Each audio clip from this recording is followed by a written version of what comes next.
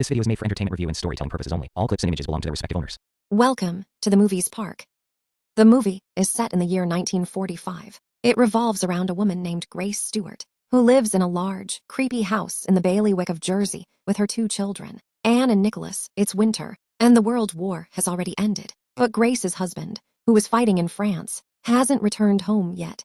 Grace had hired servants to look after the house and her children, but 2 weeks ago, all of them mysteriously left their jobs without notice. One day, 3 people, Mrs. Bertha Mills, Mr. Tuttle, and a mute girl named Lydia, show up at the house, and Grace immediately suspects that they are there in response to an ad she had posted for new servants. Since Grace is in desperate need of them, she quickly welcomes the trio inside and gives them a tour of the house. She also explains the strange rules that she has implemented there. One must never open a door without closing the previous one, and the curtains must always remain shut. This is because both her children are photosensitive. They break out in rashes and sores if they are exposed to even a small amount of sunlight. Grace further explains that the house doesn't have a telephone or radio because she prizes silence. Moreover, there isn't any electricity because they are used to living without it. The servants are unsettled by the strange rules, but nonetheless, they agree to them and start working. Mrs. Mills takes the role of the senior servant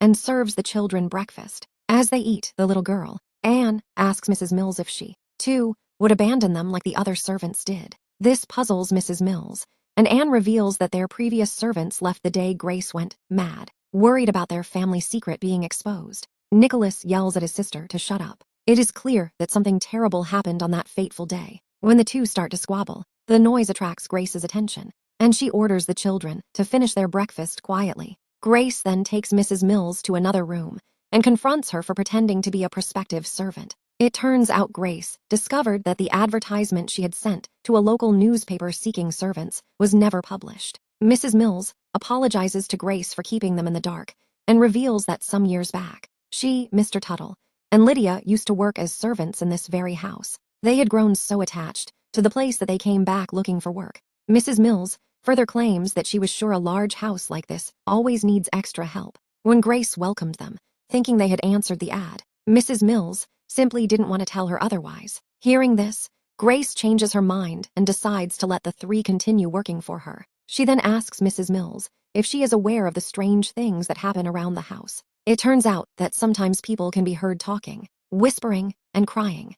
Mrs. Mills confirms she is aware of the strange occurrences. However, Grace tells her that she doesn't believe in ghosts and warns Mrs. Mills against affirming the children's beliefs that there are spirits in the house. Here, we learn that Anne and Nicholas have reported hearing and seeing ghosts, but Grace refuses to believe them. Later that day, Grace asks Mrs. Mills about Lydia's muteness, but for some reason, the old woman avoids the subject. After Mrs. Mills leaves the room, Grace hears Anne crying in another room. Worried, she rushes to her side, but the girl insists she wasn't crying. Instead, it was the little ghost, Victor, making the noise. Anne claims that Victor was upset because he doesn't like living in the house and that his pianist father doesn't let him leave. Once again, Grace refuses to believe her daughter and scolds her for spreading lies. That night, Anne retires to bed with her little brother. It's revealed that Nicholas is afraid of ghosts and refuses to believe that Victor exists. To prove him wrong, Anne urges Victor to appear. When the ghost boy obliges and shows himself, Nicholas panics. He screams for help, prompting Grace to rush into the room. Enraged, she punishes Anne for feeding ideas into her brother's mind. Anne accepts the punishment of memorizing the Bible, but refuses to deny that Victor and other ghosts exist. One day, Grace hears someone running upstairs. When she goes to investigate, she asks Anne about the noise, but the girl denies hearing anything. Grace presses her for the truth, promising not to punish her.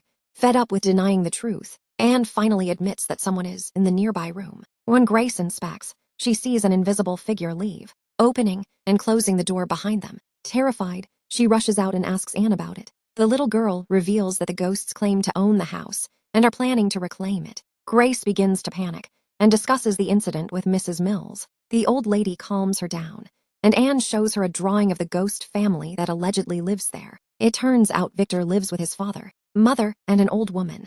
Anne claims she has seen the old female ghost most often. Hearing all this, Grace finally believes her children and calls all the servants to carry out a ghost hunt. She orders them to open all the curtains so there are no dark corners where someone could hide. However, they fail to locate anyone. Instead, Grace comes across pictures of the previous owners of the house. She also finds a photo album. And strangely, in all the pictures, the people are lying still.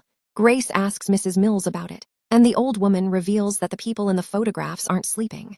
They are dead. It's the Book of the Dead. In the last century, people used to take photographs of the deceased in the hope their souls would go on living through the portraits. Grace is shocked, and Mrs. Mills comments that grief over the death of loved ones can lead people to do the strangest things. As expected, Grace is disturbed by the album and orders Mrs. Mills to destroy it. Later that night, she sits down with her and talks about the previous owners, who apparently moved to London. Grace again asks about Lydia's muteness, and the old woman claims the girl stopped speaking one day for no reason. Grace finds this hard to believe, feeling Lydia must have suffered some trauma to suddenly stop talking. That night, Grace wakes to the sound of someone playing the piano. When she investigates, she once again senses an invisible presence and becomes frightened. The next day, Grace discusses it with Mrs. Mills, who assures her she believes her. She explains that sometimes the world of the living gets mixed up with the world of the dead. That is why they are constantly visited by souls, who are apparently the house's previous owners. As expected, the revelation terrifies Grace, and she decides to get the house blessed by a priest. But before leaving to find Father McKenna, she orders Mr. Tuttle to look for gravestones on the property. Grace remembers being told about a small cemetery there when her husband bought the house, and suspects the former owners may be buried on the grounds. After Grace leaves, Mrs. Mills and Mr. Tuttle discuss her departure. Surprisingly, the two supposed servants are hiding secrets of their own and already know about the hidden graves. Meanwhile, Grace gets lost in the mist and, instead of finding the priest, finds her husband, Charles. She is shocked and relieved to see him alive. For some reason, Charles looks lost and distant, but Grace brushes it aside and brings him home. The children are delighted to have their father back and welcome him warmly. However, little changes after his return, as he spends most of his time lying in bed, hardly interacting with his family. Moreover, with her husband's return, Grace goes back to denying the existence of ghosts, much to Anne's dismay. The scene then shifts to the day of Anne's communion. Grace leaves her daughter for a moment, but when she returns, she is horrified to find her sitting on the dirty floor in her communion dress, appearing to have aged into a creepy old woman. Terrified, Grace chokes the figure, demanding to know where Anne is. Eventually, the veil rips away, and Grace realizes it is Anne herself. Horrified, Anne runs away, accusing her mother of trying to kill her. Grace is equally shell-shocked, but doesn't know how to react. Later, Charles confronts her about something that happened a week ago. He is referring to the day Grace went mad. Remorseful, she breaks down and insists it wasn't her fault. She doesn't know what came over her. However, Charles doesn't believe her and says he must return to the war. Grace is naturally against this and reminds him that the war is already over. Soon, the two argue.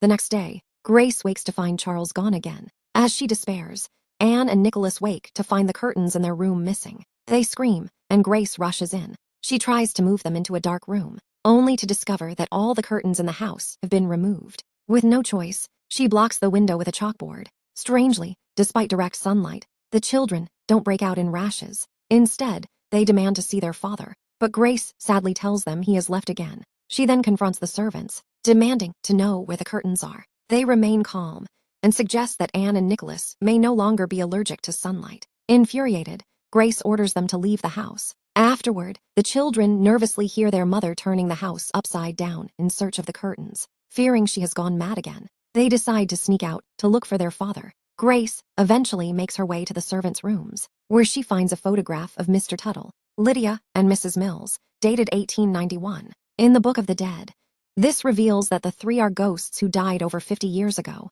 Meanwhile, Anne and Nicholas stumble across the gravestones of the same three servants. The trio then appears in the distance. Approaching the children, terrified, Anne and Nicholas run back into the house. Pursued by the servants, they reunite with Grace, who immediately jumps to protect them. She tries to shoot the intruders, but the bullets have no effect. Grace locks the doors and tells her children to hide. From outside, Mrs. Mills urges her to accept the truth. She and her friends died long ago from tuberculosis. Like Grace, they were unaware of it at first and continued living in the house as if nothing had changed, until one day they finally realized. That was when Lydia went into shock and became mute. Mrs. Mills explains that even if they leave, other ghosts will remain, and eventually, Anne and Nicholas will be found. Soon, the old ghost lady from earlier finds the children, who scream for their mother. Grace rushes upstairs and sees the old woman with Victor's family, seated around a table.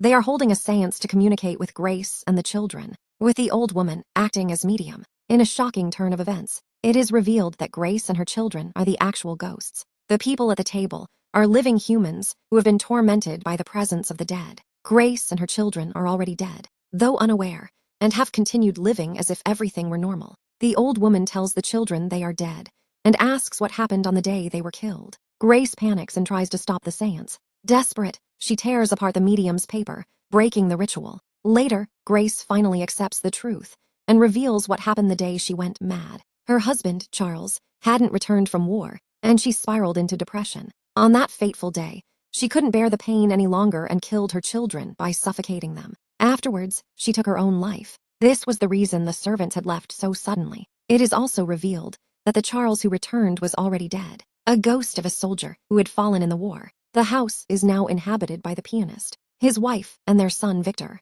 They are terrified by the hauntings of Grace and her children. The movie ends with Victor and his family leaving the house as Grace watches from upstairs. The house is once again put up for sale, but Grace and her children vow never to leave, as they belong there. Thanks for watching. If you enjoyed this video, don't forget to give it a like, share it with your friends, and subscribe to The Movies Park. This video is made for entertainment review and storytelling purposes only. All clips and images belong to their respective owners.